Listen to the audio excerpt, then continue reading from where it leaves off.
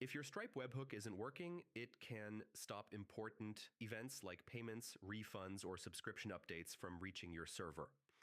Yeah, this usually happens because of misconfigured endpoints, invalid signatures, or network issues. But don't worry, in this guide, I'll show you how to fix Stripe webhook problems step by step. First, go to your Stripe dashboard and check the status of your webhook endpoint. Look for failed deliveries or error codes. It tells you what's going wrong. Make sure your webhook URL is correct and publicly accessible. Private or misspelled URLs will prevent Stripe from sending events. Ensure your server can accept incoming requests from Stripe. Firewalls or blocked ports can stop webhooks from reaching your server. Stripe signs webhook events for security. Make sure you're using the correct webhook secret to validate the events on your server.